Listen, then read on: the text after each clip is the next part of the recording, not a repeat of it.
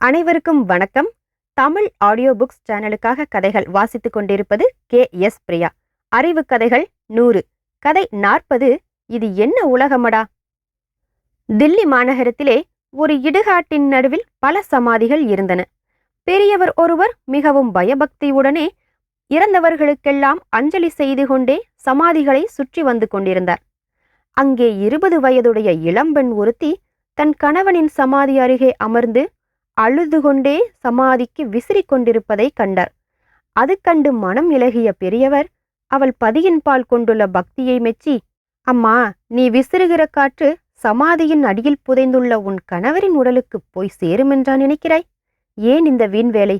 துக்கத்தை விட்டு ஆறுதல் அடைவாய் மகளே என்று அன்போடு புத்திமதி கூறினார்.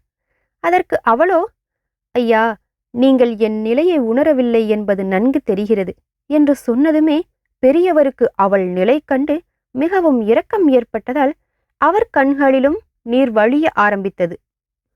உடனே அவள் பெரியவரை தேற்றிவிட்டு சொன்னால், எனக்கு திருமணமாகி 1 வருடம்தான் ஆகிறது.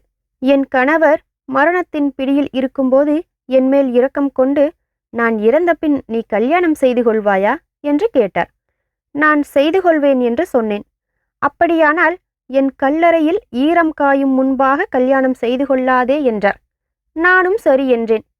இந்த கல்லறை கட்டி 2 நாளாகப் போகிறது. இன்னும் ஈரம் காய்ந்தபாடில்லை. அதற்காகத்தான் சமாதி உலர விசிறிக் கொண்டிருக்கிறேன் என்றாள். இதை கேட்டு அதிர்ச்சியடைந்த பெரியவர், என்ன உலகமடா இது என்று எண்ணி வியந்து கண்ணீர் விட்டு கொண்டே அவ்விடத்தை விட்டு அகன்றார். இப்போது அவர் சிந்தும் அக்கண்ணீர் சமாதியில் உறங்கும் அவள் கணவனுக்காக. இந்த கதை உங்களுக்கு ரொம்ப பிடிச்சிருக்கும்னு நினைக்கிறேன். இதே மாதிரி கதைகளை தொடர்ந்து கேட்க தமிழ் ஆடியோ புக்ஸ் சேனலை சப்ஸ்கிரைப் பண்ணுங்க. மறக்காம உங்க ஃப்ரெண்ட்ஸோட ஷேர் பண்ணுங்க. மீண்டும் அடுத்த கதையில் சந்திக்கிறேன். வணக்கம்.